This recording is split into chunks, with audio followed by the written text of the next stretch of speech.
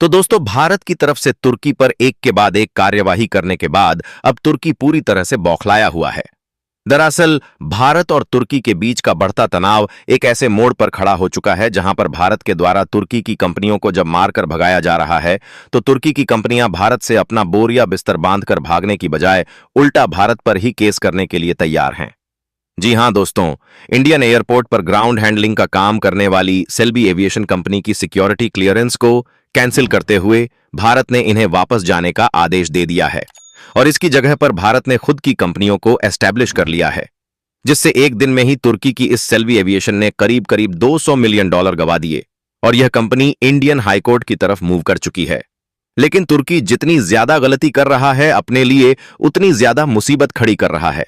क्योंकि भारत विरोधी तुर्की को देखते हुए एक्सपोर्टर ने मार्बल के एक्सपोर्ट पर भी रोक लगा दिया है। तो वहीं दूसरी ओर भारत तुर्की को सबक सिखाने के लिए आर्मेनिया को हथियारों की सप्लाई करने जा रहा है। पूरी खबर क्या है इस वीडियो में समझने हैं, लेकिन वीडियो को एक लाइक करके चैनल को सब्सक्राइब जरूर कर लीजिए।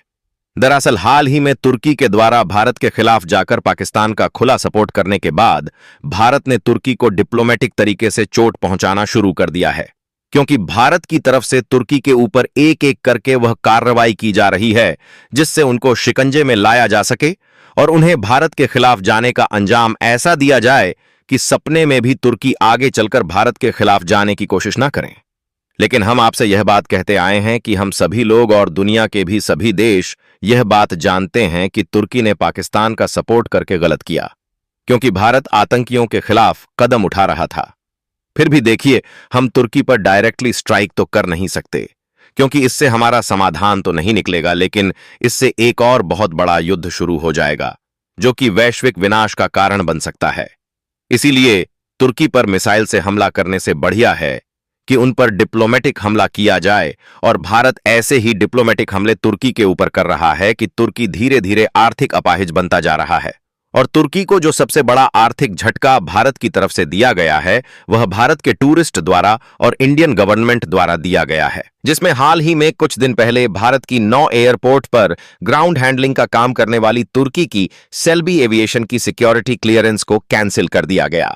उसके बाद तुर्की की इस कंपनी को भारत के 9 एयरपोर्ट को छोड़कर पीछे हटना पड़ा, जिसके बाद सभी एयरपोर्ट पर भारत या फिर तुर्की के अलावा जो दूसरे देशों की एविएशन कंपनियां जमीनी रखरखाव का काम करती हैं, उनको काम सौंपा जाने लगा।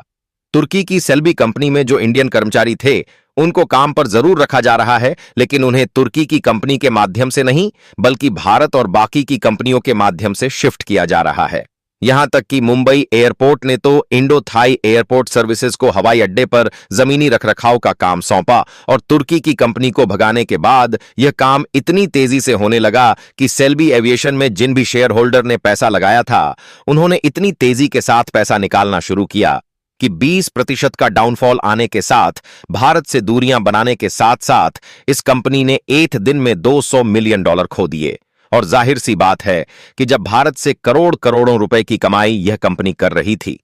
तो ऐसे में तुर्की का पागल होना तय था, और इसी बौखलाहट में कंपनी भारत के अगेंस्ट ही केस करने पर उतर आई।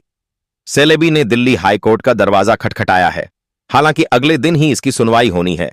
लेकिन जब सवाल भारत की नेशनल सिक्योरिटी का हो, तो इस कंपनी को अपना बोरिया बिस्तर बांधकर जाना ही पड़ेगा,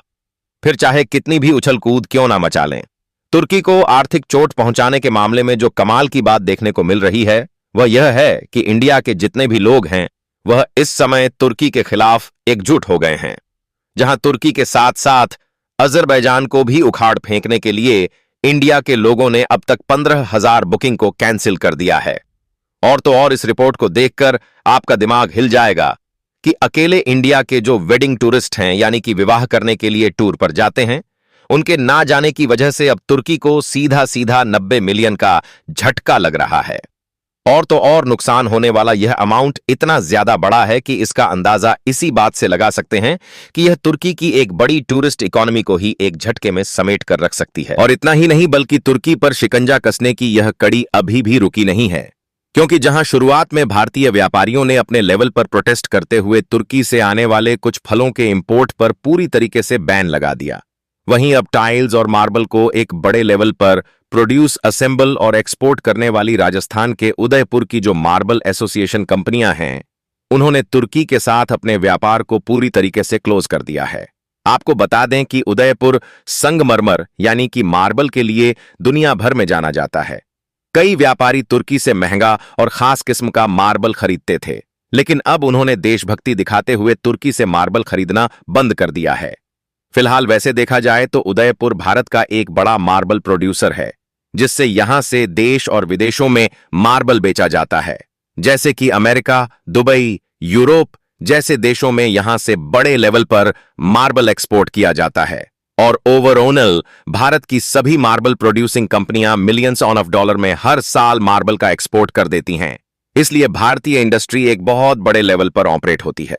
लेकिन यहां पर होता यह है कि भले ही भारत के मार्बल एसोसिएशन द्वारा एक बड़े लेवल पर मार्बल का एक्सपोर्ट किया जाता है, लेकिन कुछ विशेष प्रकार के मार्बल हम लोग तुर्की से मंगाते हैं, जहां भारत में इंपोर्ट होने वाले टोटल मार्बल में 70% हिस्सेदारी अकेले तुर्की की होती है, जिसकी वैल्यूएशन हर साल करीब 200 मिलियन डॉलर को पार कर जाती है। इसीलिए अब ज्यादातर व्यापारी भारत में बने मार्बल और अन्य देशों से इंपोर्ट पर ध्यान दे रहे हैं, ताकि तुर्की को 200 मिलियन डॉलर का झटका यहां से भी देखने को मिले।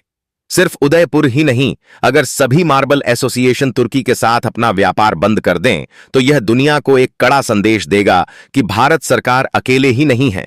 उद्योग और सभी भारतीय हमारी सरकार के साथ खड़े हैं। अगर हम तुर्की के साथ व्यापार बंद कर देते हैं, तो इससे भारत का ही फायदा होगा, क्योंकि भारतीय मार्बल की डिमांड खुद ब खुद बढ़ जाएगी, जिससे भारत का पैसा विदेशों में जाने से बच जाएगा।